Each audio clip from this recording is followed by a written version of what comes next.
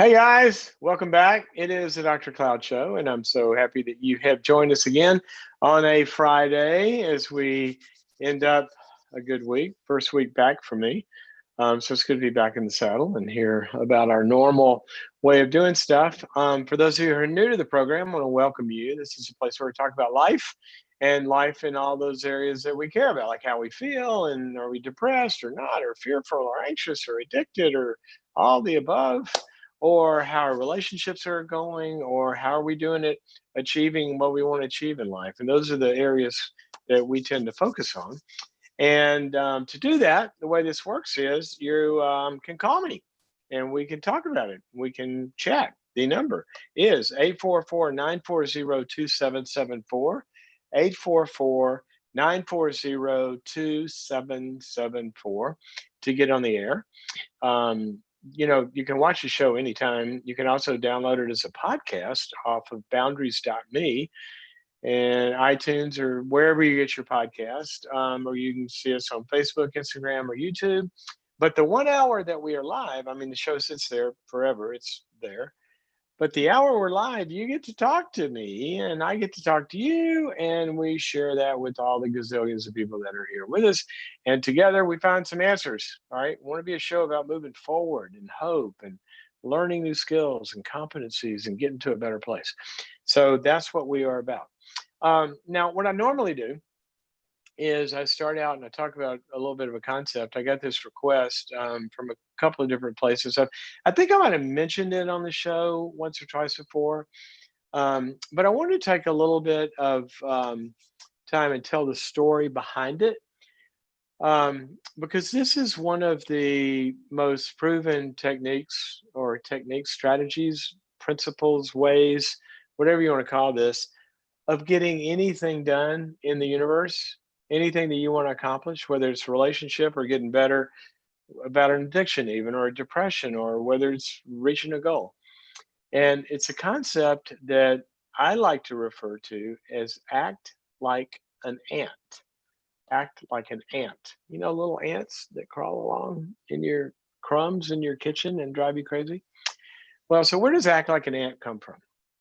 Well, it's actually a title of a chapter in one of my books, Nine Things You Simply Must Do. One of the nine things is act like an ant if you're going to be successful. So, where'd that come from? Well, it's a story from my life, is actually where the ant part of it came from, but the principle is bigger than that. But here's what happened. So, I was in graduate school, and when you become a psychologist, you go through, 4 years of college and then like 5 years of graduate school for a PhD, and then you got mixing that. You got internship, and then you got 3,000 more hours after that, which is it's forever, but basically, right? But what happens is they put a time limit on it that you go through all your school and your training, and then you have a couple of years after that where you have to finish your dissertation. And so I'd finished all the school. I was working, I was in practice and all that, but I hadn't done my dissertation yet. Dissertation is a big research project.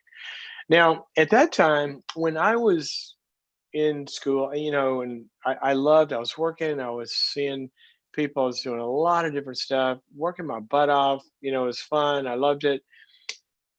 But I didn't love the thought of doing a dissertation. You know why? It scared the crap out of me. It just seemed like the biggest, most impossible, unfathomably unhurdleable, hurdle. Like there's no way over this. It just seems so big. Every time I would think about it, I would just get overwhelmed, and I would just do whatever I do when I get overwhelmed. Is I go play golf, and so somehow I figured out after a while in these overwhelmed moments, my golf was getting better, but the dissertation wasn't getting written. And so then I started to get scared because there was a time limit. If you don't make it in the time limit, then all that school goes to waste. I mean, you don't have a degree. You learned a lot, but you don't have a degree. Can't do much without the degree. So I thought I better get moving here. And so I was overwhelmed. I didn't know what to do. So at this point, though, I was more than overwhelmed. When I'm overwhelmed to go play golf, I was scared. And so I did what I do when I get scared. Since then, I've learned to pray when I'm overwhelmed as well. But back then, if I get scared, I pray. So I started praying. I said, God, what am I going to do? How am I going to get a dissertation? And, you might call me crazy for this, but I heard God lead me. And he told me to go to a specific place in the Bible and read a specific passage. I didn't know what it was till I got there. Here's what it said. Go and observe the ant, O sluggard, and observe her ways, who, it starts to describe, gathers her food in the summer and but it says, go watch the ant, O sluggard. Now, my first thing was, I kind of got mad at God. I go, God, I am not a sluggard, okay? Sluggard's a lazy person. I'm working my butt off, and I had been for a long time, ever since I got out of college, like really working hard. Now, how can you call me a sluggard? But he did. So remembering who's God and who's not, I go, well, what does that mean? So I go do a word study on the word sluggard. And here's what it actually, there's some meanings, etymology of this and the derivations. Part of what sluggard means, the actual word, I think it means to lean. It's like somebody that just leans up against a building, sluggard, not doing much. But part of the root etymology of this is it also meant indolent. And I look up indolent and start studying that word. I think it was indolent. And here's what it meant. Pain avoidant. Pain avoidant. In other words, a sluggard is somebody that avoids pain. I go, okay, God, you got me there because this dissertation is painful and I am avoiding it like crazy because it seems overwhelming. But you told me the way out of here is to go observe the ant. Now, what the heck does that mean? So I shared it with somebody that prays for me a lot and asked them to pray about it. You know what they did? They went and bought me an ant farm, literally. Said, here, I prayed about this. I ordered you this ant farm. God said, go observe the ants. So here, set this up. So I think this is ridiculous. So I take the ant farm, I set it up in my office, and I put the sand in there and pour the ants in. They're a little test tube. They're all sleepy from the trip, and they're like not doing anything. They're just lying in the sand. And I'm watching it for a few days, and I don't see a dissertation appearing. Okay, it's just not happening. Dissertation is like writing a book plus research. This isn't working. So at this point, I'm overwhelmed, not scared anymore. I'm overwhelmed and mad. So I went and played golf for a week. I took off. I say, I'm just getting away from all this. I went away. Came back, had forgotten about the ant farm. Came back. I walk in my office, and there's this ant farm. And I went, oh my gosh. The ants had built a civilization. They had built a city. There were tunnels and highways and byways and towers. I'm going, how did this happen? How did this happen? And I look at the ant. I start to observe its ways. I see the ant. It's walking like this, and it walks over. It walks all the way across the ant farm to the other side of the ant farm. It picks up a grain of sand. It picks it up, puts it on its head, turns around, walks all the way across the other side and sets it down. Then it turns around and walks all the way back, and it picks up another grain of sand. Then it turns around and walks on, and it keeps doing this over and over and over. And it then dawned on me, wait a minute, an ant can't build a city. It can only pick up a grain of sand. I can't write a dissertation, but what are the grains of sand? And then I started breaking down into the grains of sand. Well, I got to pick a topic. How do you pick a topic? You go to the library and do a literature search. I live in the library. I can go to the library.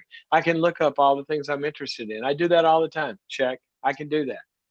You get a committee. How do you get a committee? You get 3 professors to say they'll be on your committee and oversee your dissertation. How do you do that? You take a professor to lunch. I love to go to lunches with professors. I do it all the time. Check. I can do that piece of sand. Then what's the next piece? Where are you? Blah, blah, blah, blah. And I started to break this thing down into the pieces of sand, and then I started picking up the pieces of sand. Well, long story short, I forgot about the dissertation. I'm focusing on the sand, right? I'm focusing on the pieces. I'm not overwhelmed because I can go to lunch. I can go to the library. I can do this. 6 months later, I look down on my desk and I got a dissertation. I'm done. I'm finished. And you know what? They once you get your dissertation, then they give you the degree. And here's what's funny. The sluggard, remember me? The sluggard? People started calling the sluggard doctor. That's a miracle. That's a real miracle. A sluggard is all of a sudden a doctor. How does a sluggard become a doctor? Picking up a grain of sand. All right. So yesterday, somebody asked a question about, writing a book or something. I talked about the story of John Grisham, that he was a state legislator and a full-time attorney, had no time, but he wanted to be an author. And what did he do? Every day, he got up 30 minutes earlier and he wrote one page. First novel, 1 year later, A Time to Kill became a great movie, launched the whole thing. How do you build a book of business in a sales organization? Pick up the phone and make one call. After that, you make the next one. How do you resolve a marriage that's in trouble? You pick up the phone, first grain of sand, you call a marriage counselor. You go to the first meeting, you go to the second meeting, you go to the third meeting. In the meeting, you pick up the next grain of sand. You open up and get vulnerable and start to tell the truth. How do you get to a goal in any kind of career? You figure out the path and you just do the little bitty things. Little bitty things. I'm a competitive golfer all my life, and I remember when I was a kid, Gary Player was the greatest bunker player, sand traps, for those of you who don't play, in the world. And one day, I can't remember which tournament it was, but he's in the bunker, he's in the sand trap, and he hits it and he knocks it in the hole. And this lady in the gallery says, "Wow, that was a lucky shot." And Gary Player turned to her and said, "Yes, ma'am, it was." He said, "But you know what? The more I practice, the luckier I get." So what are the grains of sand in your next endeavor? It's just going to be one grain of sand. You want to lose weight? You want to get healthy? Next grain of sand may be a 45-minute walk. Want to resolve a relationship? Next grain of sand may be picking up the phone and say, "Hey, now we're having conflicts, but I'm just thinking about you." Next grain of sand, maybe getting that online degree might be Googling what schools have the degree. One grain of sand, take a step. That's how it works. Okay, so we are going to, let me see. We are going to go to, where are we here? Yuri, there you are. Now I got a city here. Who is calling us from Breckenridge, Texas. Speaking of calling us, let me give the number 844-940-2774, 844-940-2774 to get on the air, and we will talk. So, Yuri, are you there? Welcome to the program. Hi. Yes, Hi. I am, Dr. Cloud. Oh, my goodness. Oh, my goodness. Oh, my goodness. I'm so excited. Now, it says here you're from Texas. Is that right? Yes, originally from California, living in Texas for the past 7 years. I was going to say, I didn't hear Texas accent in there, but welcome. Welcome back. How can I help you? Well, my question, your producer put it a lot better, so I'm going to try to say it the way he said it.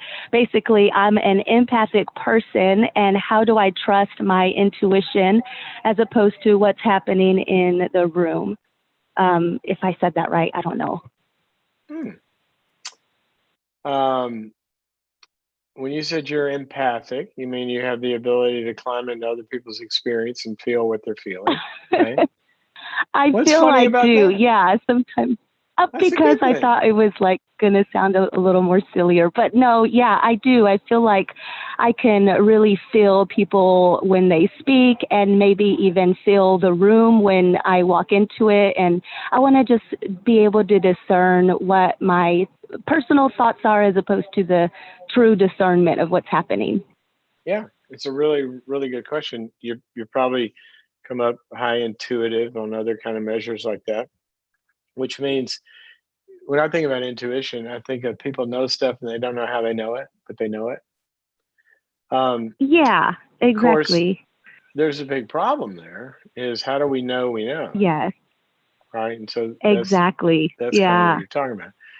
Um, so let me draw two circles in the sand here for you.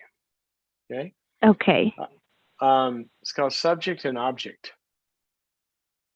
Okay. Subject and object. Now, subject is, when we're speaking about this firstly, I am the subject, right? It's my subjective Uh-huh. experience inside the circle of who Okay. I am.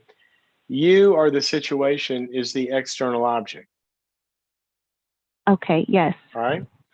Now, what happens with um, empathy, intuitive, whatever you want to call it, we don't not have a relationship with the object. What is Uh-huh. blurred, what is blurred a lot of times is the clarity of what's what.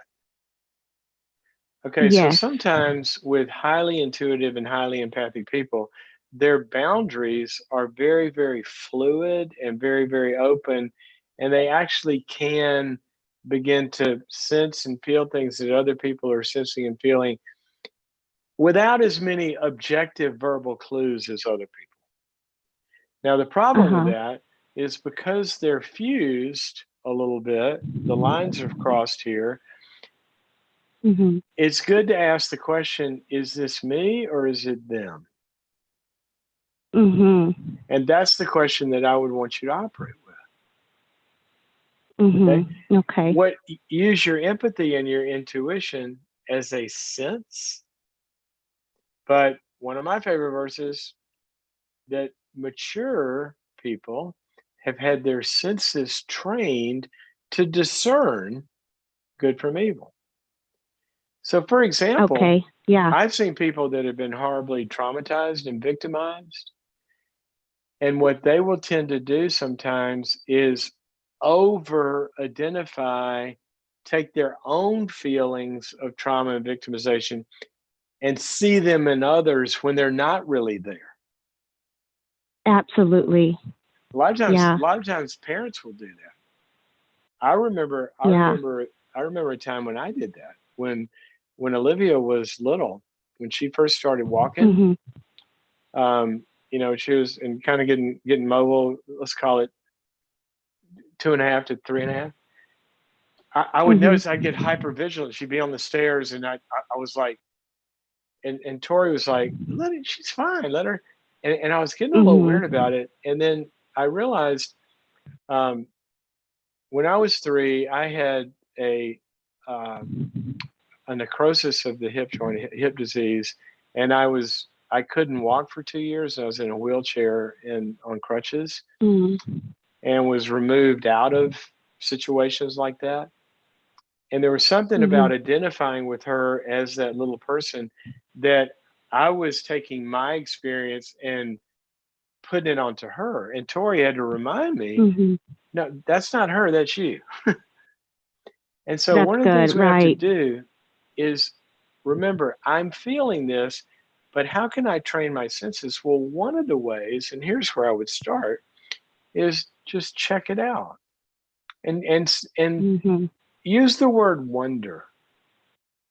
When you're with somebody, Okay. you think they're feeling somebody, say, I wonder, do you ever feel like, you're talking about this or that, but That's great. do you ever feel this way about it?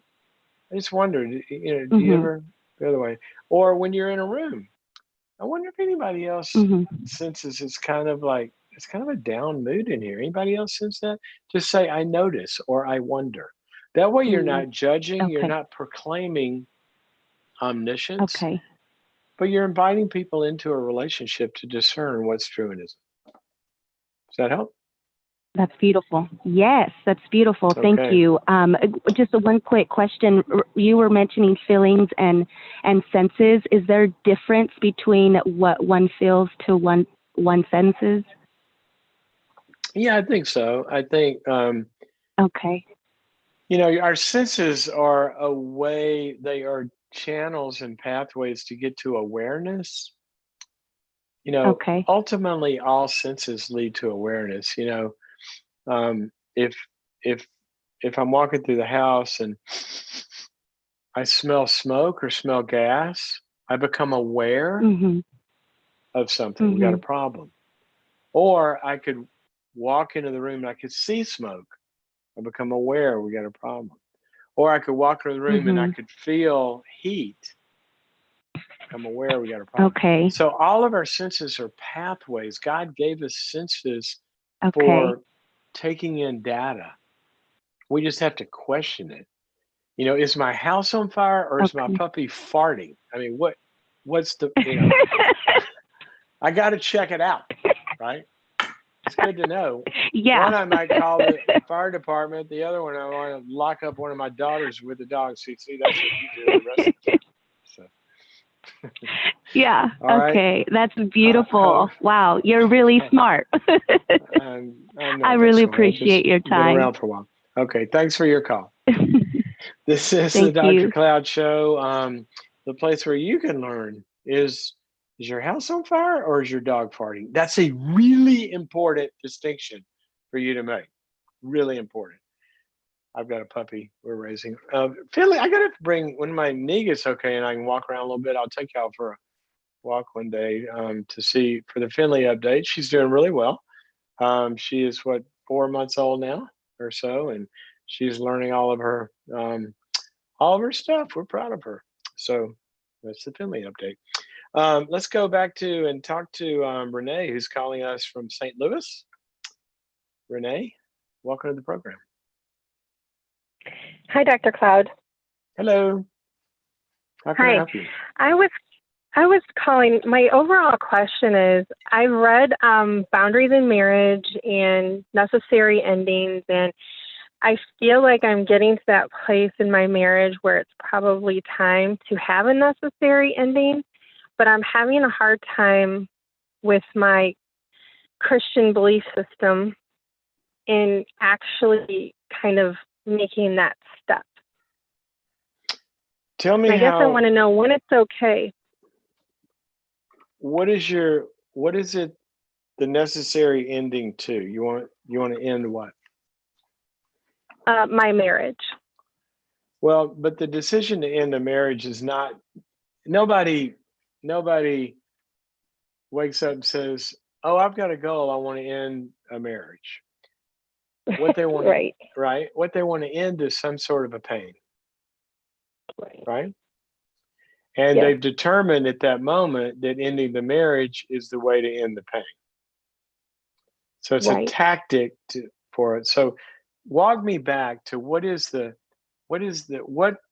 pain it requires a necessary ending, because that's really an important question. You're talking about your Christian beliefs. I don't believe that God ever wants us to be in ongoing bad, destructive pain. So let's talk about what is the pain in your marriage and what has been done to try to alleviate it.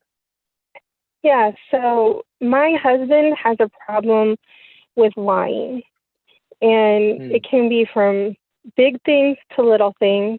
We've been married 11 years, and and You usually have it's around kids? finances. Do you have Yes, children? he had three when we got married, and we had one together. Okay. Yes, How old is the one you have and together? 10, 10. Okay. and Okay. So he lies about finances? all the time. And we went to Financial Peace University. We've been to marriage counseling. And, I know that I can fix the money problem, but what I can't fix is him lying, getting caught, promising never to lie again. And then the cycle just keeps repeating over and over and over again. And now I kind of feel like, fool me once, shame on you; fool me 1,000 times, shame on me. And it's all financial? Mostly. Okay. And it affects Yes, you, obviously, because it affects you to be lied to, but it also affects you financially in some way too. absolutely. I'm the breadwinner in the family, and I used to handle all the bills and the payments, but he said he wanted to take a greater role, but has basically kind of failed at the task. And I've tried to give him, support him in that, but he doesn't want me involved. And frankly, most of it's money that we need to have our four walls and that kind of thing. And just poor decision making, I guess. But when I ask him, how is our financial situation? When can you give me an update? Let's sit down and talk. It's fine. It's fine. Oh yeah. Do we have this amount of money in the bank? Yes. And then I go to look, or the mortgage company calls, and I find out, it was a straight lie to my face. Okay, so let's go back to my original premise. That's a pain that needs a necessary ending. Yes. Right? So just Yeah. on what you said, are you in marriage counseling now? No, it didn't. It was it ended up being a bad experience. Okay, well, that's one bad experience, but maybe, at this level of crisis, I would say I would find a good experience, because right Okay. now what he's doing, the pattern of all this is kind of driving the show, right? Yeah. And so, let me give you one example. I've seen this 1,000 times. And one Mhm. example of a necessary ending in this context is, I don't know yet about the marriage, because I don't know really what he can come around to and what he can't, and if he wants to, or what kind of leverage can actually be applied. But what I do know is, while we're figuring that out, I can stop this financial pain. I've seen Yeah. people do this all the time. If he's literally stealing money, which you're saying in the context of the marriage, he's stealing money from you. He's saying, I'm doing this with it, and he's doing something else with it, and it's threatening your existence, and you're making all the money. Okay. Mhm. But what I would immediately do is, here's two great options. There's probably more. Um, Actually, there are more. I'll think of it, 5 or 6 of them. But one of them is, I would say to him, you know what? I asked you about this. You told me this. You said the money was there. It's not money. I wanted you to be able to. I wanted to trust the finances to you. I can't do that anymore, so I'm taking them back. And then you put Yeah, a necessary. I've done that. But Okay, then he goes in, changes passwords to accounts and okay, all well, kinds of stuff. okay, but if you go in and do that, then he can't do that, Right. right? In other words, Yeah. if this is the pain, I would put a firewall. We can put a firewall around that pain. Okay. Right. Then Yes. the next level of a firewall around this pain. Now, I don't know what state you're in and how it works there, but I've seen a lot of people do this. They're not ready to end the marriage, but they're ready to end the financial. I started to use the word, whatever the word is. This is a cancer, because you got a future, you got a house, you got a mortgage. You can't let Mhm. this, continue to erode away at that. So what some people will do is, they will get a legal separation, not a divorce. Okay. You're not divorced Mhm. in the eyes of the state or the eyes of God, but you are legally separated. And what that does is, it protects the finances. So now your Mm. finances are your finances. And I Yeah. talked to a Okay. family attorney. That may not be the right way to do it, but I'd go Mhm. talk to a good, and to fit in with all your value system, everything, a good Christian family attorney, to say, my husband is putting us at bankruptcy risk and losing our home. I make the money. I want to get charge of it. How do I protect it where he can't have access? Right. Okay. Now, Yep. you put a necessary ending to that pain. All right, so now we Yes. go into the other areas where we do similar things about lying and other stuff. And what you're going to gradually do is, you're going to address each one of these problems with pretty significant limits, and say, I want to go forward with you. I can't go forward if you're not telling me the truth. And so, and this is where a good counselor would be good for in the mix, you know, here's the things A, B, C, and D, and you say A, B, C, and D, and if you lie to me again in this area, then we go to the next step. Financially, it was a legal separation. Maybe if you start lying, if you keep lying to me about everything else, then maybe there's some other and different consequences. So one of the things I Mhm. talk about in the book, if you go back and look at the book Necessary Endings, there's a chapter in there Mhm. called when to have hope and when to give up hope. And Right. Yeah. it's whole section of there are necessary endings, but sometimes there are unnecessary endings as well, and that people will pull the plug on the whole thing when they haven't addressed the pieces to put the proper leverage on somebody to where the whole thing might be saved. And that's where I would start. Okay. The question about lying is it can it be relegated to just one subject, or does it mean someone lies about one thing, but are they an overall liar? Do you know what Well, does that make sense what I'm asking? yeah, you mean he lies about finances, and you're wondering does he lie about other stuff? Yeah. And how do you, yeah, But yeah. and you don't know, right? Okay, Well, well, I mean, I know that he has, but yeah. then what's the question? Then you said can he, but you already have the answer. He Well, has not. even, Right?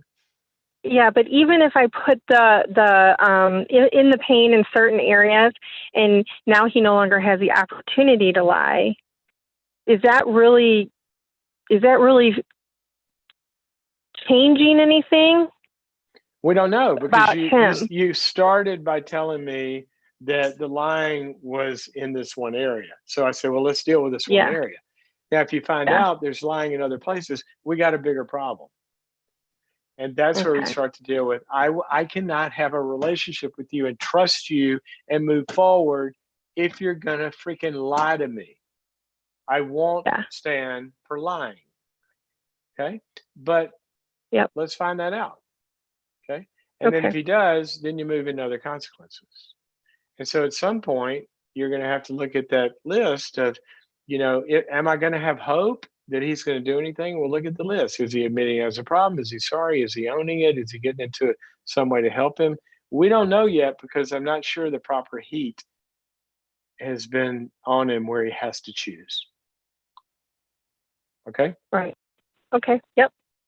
Go look at Thank you, necessary Dr. endings. Cloud. It outlines it for you very, very clearly. Okay. Okay. Thanks so much.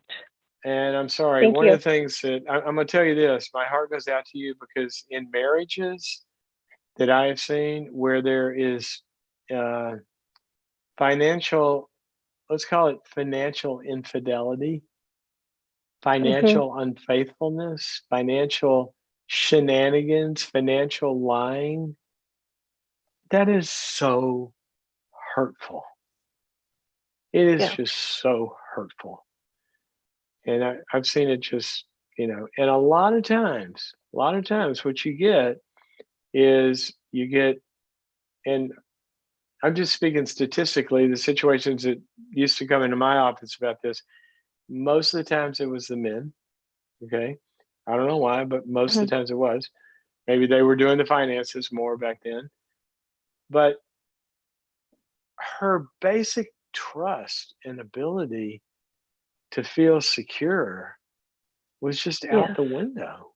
It's awful. Yes. So, Yeah. guys, ladies, your finances are a window to your soul. They're going to show what you care about. So give up the Absolutely. deception and come together and put it all out there. Here's every penny. If we can track every penny, we know what we care about. We know what we're spending it on. We know what matters to us. We know where we need to adjust. But marriage is about oneness. So let's be one financially. Unless you can't, then, like I said, you got to separate it to protect it.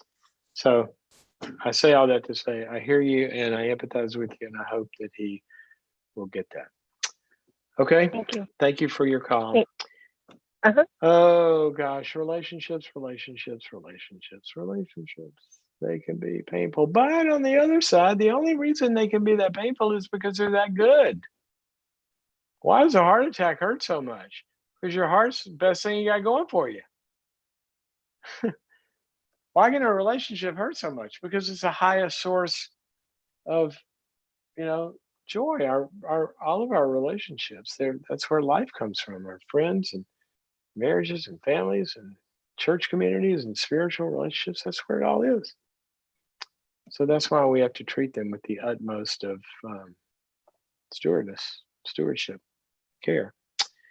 Okay, let's see where Elaine is coming from. She is calling us from somewhere in my neighborhood in Southern California. Elaine, welcome to the Dr. Cloud Show.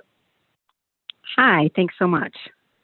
You are welcome. You know what? Before I get to you, my producer here did want me to give out the number again, 844, because we got a line open. It looks like 844-940-2774, 844-940-2774 to get on the program. And also to remind y'all, I remind you, go check out boundaries.me. Go check out boundaries.me. All the stuff we talked about necessary endings before and all that, it's all on there. You can go find it. Check it out. Okay, so back to Elaine. Welcome to the program. How can I help you? Thank you. So I was driving in my car this morning and thinking about your ant farm story. Ironically, you talked about it today, really? So I figured I'm going to call. Yeah. Hey, have you ever So noticed how driving in your car, you go on a long trip, and those mile markers, remember the old mile markers? They just keep going by. A lot of good thinking in the car by all yourself. All of a sudden, I'm in Dallas. 1 mile marker at a time. That's the way it works. One at a time. One at a time. Well, my question is, how do I overcome basically a lifetime of fear, regret? And it dawned on me a couple days ago, the fear is really fear of success. So where does that come from? Parental criticism. You know, they weren't all bad, but there was a lot of criticism there. And I wait a minute. whoa, Stop. Hold on a second. Now, normally, there's a straight line between parental criticism and a fear of failure. Okay.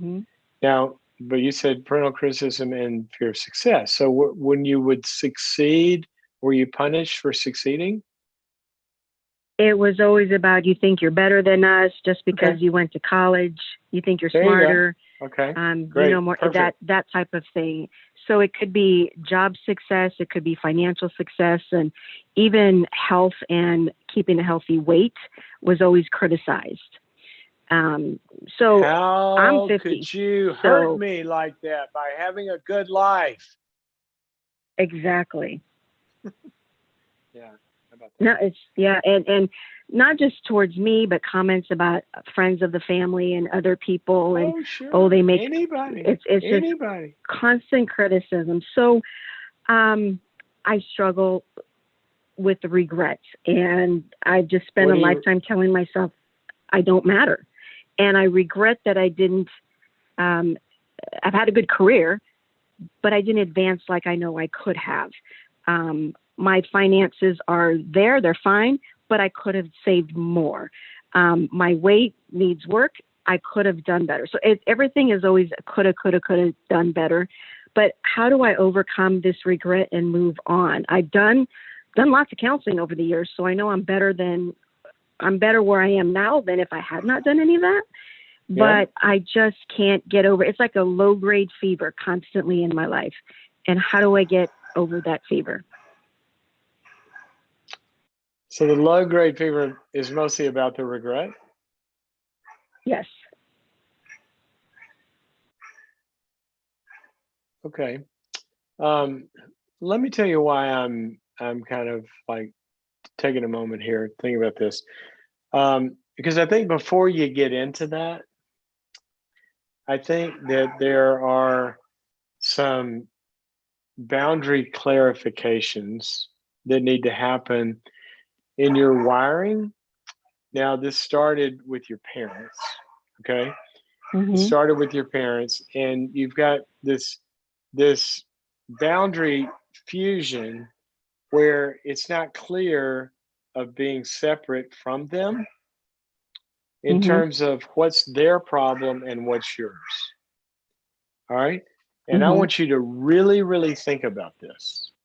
Okay. Because you got to get some of that badness out of your own head and put it back in their circle. All right. Mhm. Basically, their problem was basically something called envy. Okay. Mm. People that have a lot of envy, they do something called spoiling.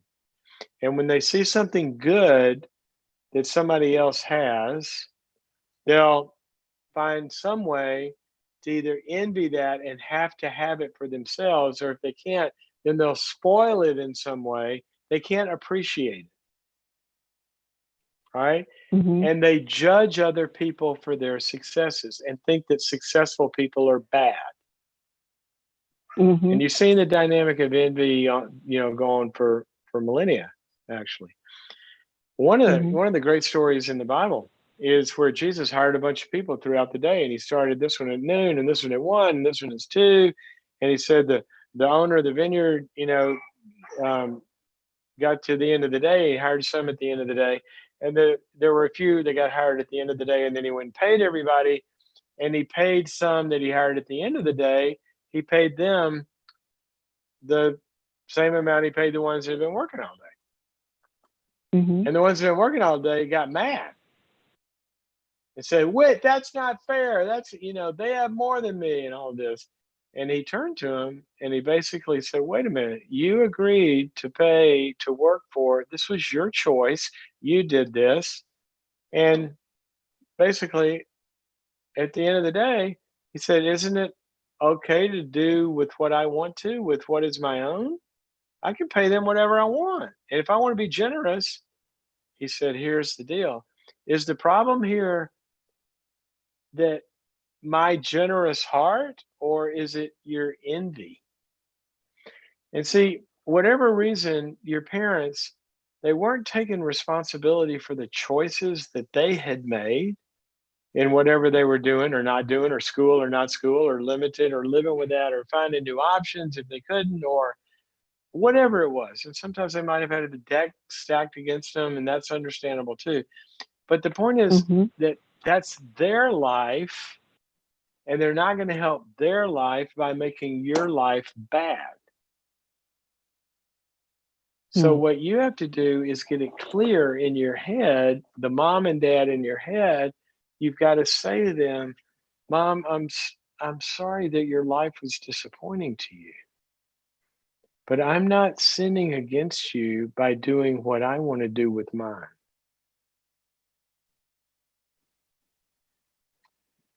I want that Okay. feeling. I want you to get that feeling deep into your soul before you try to go out and address the rest of your life. Or you're going to have this nagging kind of fear of success. Okay. Mhm. When all of us have people around us that do better than us in some way, we're supposed to celebrate that, not envy it and judge it. So I just want you to really, really think about that. That if somebody's not happy with their lot and what they're choosing to do and how they're doing it, then we can help them, we can empathize with them, we can give them opportunities, but we're not going to feel bad about what we're doing with ours. Mhm.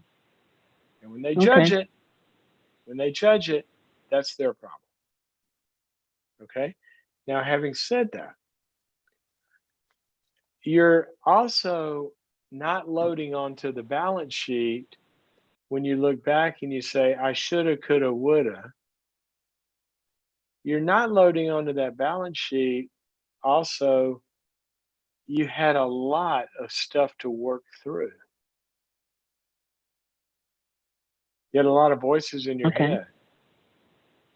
I could have saved Right. more. Well, you probably could have saved more also had you had parents that were teaching you how to save and value your future and modeling that and showing you how to do it. instead of having to fight for that little corner of your life. See, a lot of times when people judge themselves, they don't judge themselves with the full balance sheet. They think I should have done more. Yeah, but don't you remember you were overcoming PTSD along the way? Or don't you remember it took you 30 years to get out from under the fog? Or don't you remember?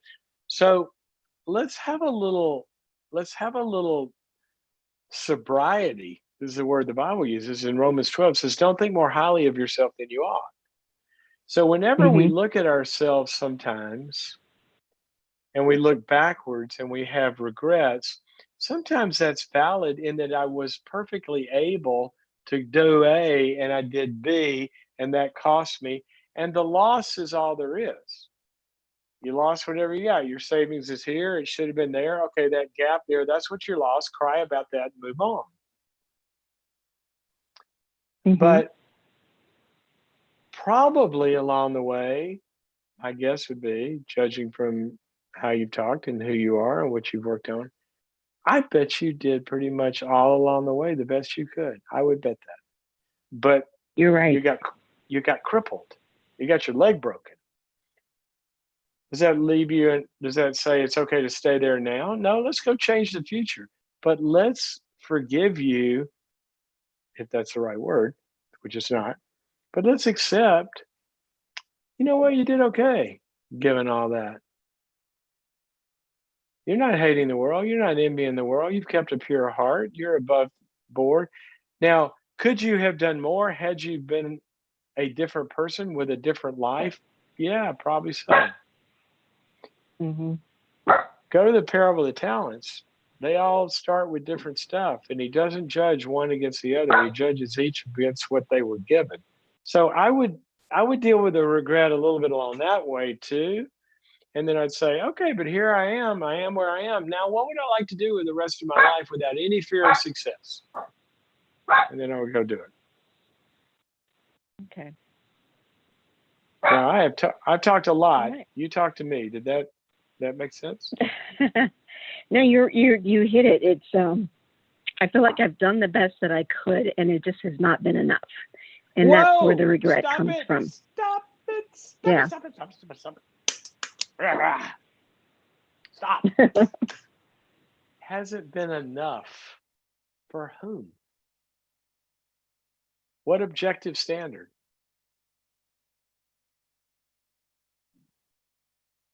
That's a good question. That's such a great question. Because Yeah. see that is not a real question or a real that is a psychological structure that lives with you. And the numbers will Hmm. always change because the structure is what you got to deal with. So you have a thing in your head that Okay. says whatever I do, it's not enough. And so you could go do more and that structure's still there where it says it's not enough. People that don't feel like they ever do enough never feel like they do enough, no matter how much they do. You never can be enough when you're on that system. So I want you to get your parents' voice out of your head that nothing you Hmm. can do is going to make them happy. Say, okay, I'm giving up Okay. enough. Forget what's enough. I'm going to do what I want and what I can, and I'm going to enjoy that. All righty. What would be enough, by the way?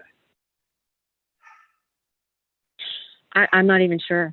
I have to think and see what dream that might be, because I don't even know what that would be. But there's Perfect. probably something there.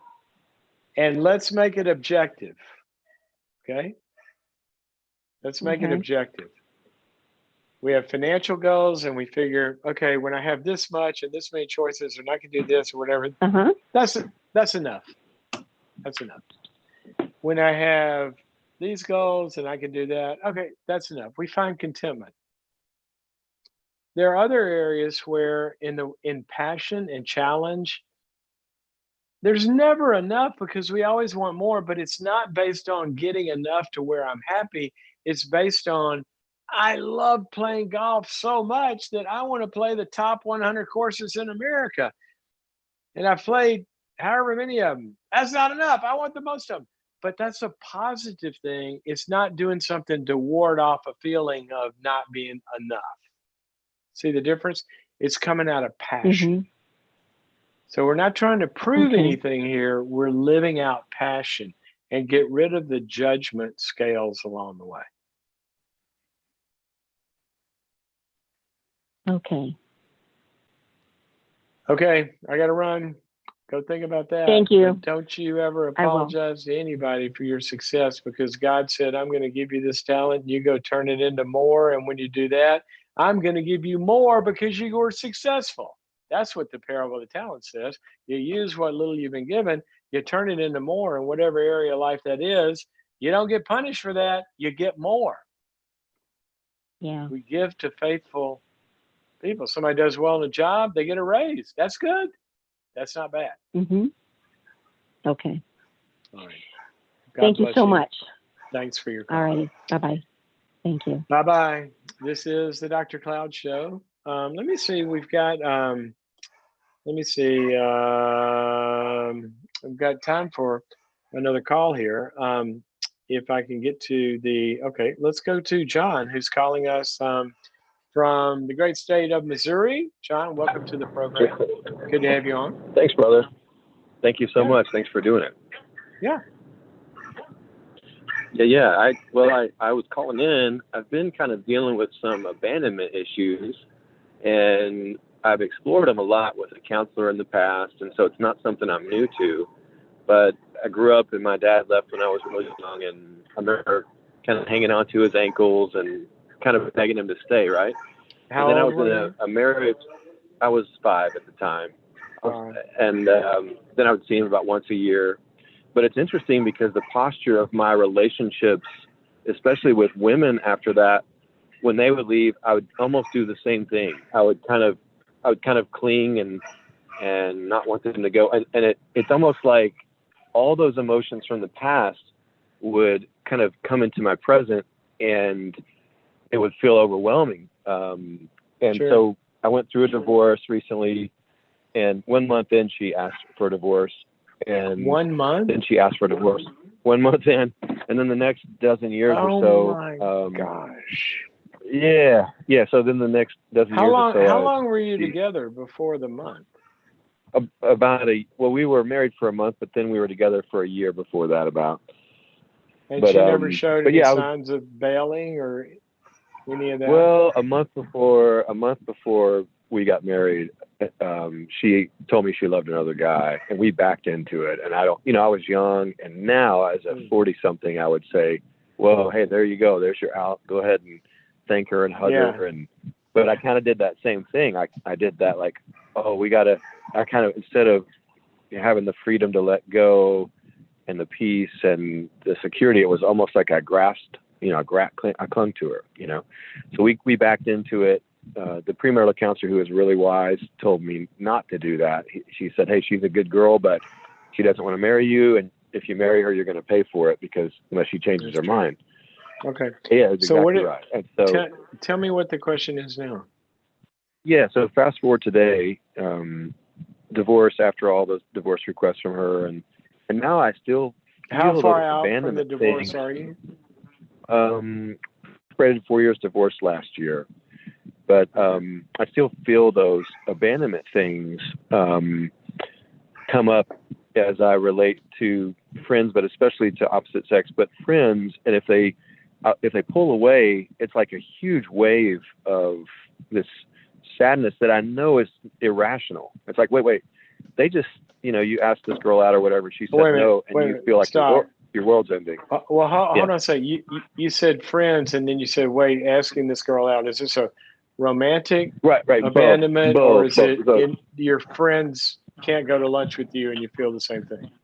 Yeah, it's usually romantic. It's usually with girls. So it's a girl, like if you ask a girl and then she, does, and I feel that I guess what I'm trying to say is I feel this overwhelming, these emotions that don't match the current situation. Like, hey, that wasn't that big of a deal. Like if I could step out of myself, I'm like, hey, that's irrational to feel that strongly. Well, stop. Hold on a second. You said something really good, and then you said something not so good. Okay. You said you feel all this stuff that really doesn't fit the reality of the situation, because there's not a deep Sure. relationship here. It's a new thing. You just ask her out on a date and you're feeling like your world has ended, right? And then right Right. after that, you said, I know it's irrational. Okay. It's not irrational. Okay, good. Okay. It's misplaced. See, your mind really doesn't work irrationally. There's a reason you feel that way, is what I mean. And the reason that you feel that way is that there's something in your wiring that, for whatever reason, this may be, I don't know how much work you've done on this, but it may be in need of some more. There's something in your wiring where you're wired to feel, there's a couple things at least here. You're wired to feel like when any kind of relationship kind of disappears, the lights have gone out and your security in life is gone. Yes. Okay. Now, generally speaking, when somebody feels that, it's really a very, very young experience. And here's why. The only person on the planet who can lose basically one person, or by one person going away, and the lights go out and the world be and life be over, it's a child. See, a child, the parents are the whole world. Yes. When you get to be an adult, a relationship, somebody you're dating, a friend, even somebody you're married to, they're not the whole world. So what we're talking about here is a reactivation of childhood basic security and attachment needs. Yes. And so that's what I would want you to, do you have a good therapist now? Well, I do. And I would love to get any recommendations for reading and resources and kind of keep exploring, because it's kind of blindsided me again, because I hadn't felt it in a while, Well, you hadn't felt it because you really hadn't been in a situation that would trigger it. You were dealing with one chaotic situation. But one of the things, what I'm going to recommend one of my books, Changes That Heal. And I want you to look at, especially the section on bonding. It's the first section in the book, because what it talks about is when we understand, because we've been loved consistently and well, we understand that our basic attachments in life are secure. Then if this one or that one leaves, or there's a disruption, then we don't fall into the black hole. So what I would think, one of the things you've got to do is you've got to go through some processing of the early abandonments, but you've also got to get in some sort of scenario where you're more vulnerable currently with a group of people that aren't going to leave, that you're not dating. See, one of the big, for a single to overcome abandonment fears that are interrupting their dating life, then they better have some secure attachments that aren't going to go away. They need a spiritual family. And that might be a therapist, a few friends, a small group, or whatever, that you are not dating. And there is no risk there. And you can be vulnerable and needy and cry your eyes out, and they're going to be there. Then you can be secure enough to start dealing with these other people where there's threat. Yeah, that's so good. Okay, so start there. Get my book, Changes That Heal. Go to boundaries.me. There's a lot in there on this as well. Okay. Thank you so much. Appreciate you. Don't marry another girl that tells you a month before that she loves somebody else. Yeah. God sent me the helicopter with the premarital counselor, and I was like, I ignored it. So. Well, you were blinded. You were blinded by the abandonment fears and a bunch of other stuff. Let's forgive ourselves and move on. Okay. Man, thank you so much. Thank you. Okay. Thanks for your call. Yeah, well, we're at that time. One more time. It is time gone. It goes fast. But I've really enjoyed another time with you. We have the best audience in the world. You're the coolest people there are. You bring up the best issues. You face life yeah, go after it. You go for it, and God bless you for that. And I love hanging out with you, and I hope you do too, as well as our community hanging out with each other. You're doing a great job with each other on the forums and Facebook and Instagram and YouTube and all those places. And also on boundaries.me. If you have not gone, guys, to boundaries.me, we just did a massive survey because we've reworked the site, and we got the feedback that's coming in, and people are just really enjoying. They're learning a lot. They're joining each other. Boundaries.me is a site where I become your online boundaries coach, but not only boundaries, life, all this stuff we talk about, relationships and anxieties and addictions and all that stuff. There's over 70 courses on there. And the courses there, think of it as kind of a sort of a Netflix about issues in life. And you have, as a member, you have access to the entire library. So go to boundaries.me and become a subscriber and hang out with us. Okay. Have a good weekend. Be like an ant this weekend. Pick up that first grain of sand in making a relationship better, or making your house cleaner, or your waistline trimmer, or whatever it is your goal is. Your debt going down $10 because you decided to make a sandwich instead of swipe that card. Whatever it is, take the first step. Take the first step. Act like an ant. Okay. See you guys on Monday. Bye-bye.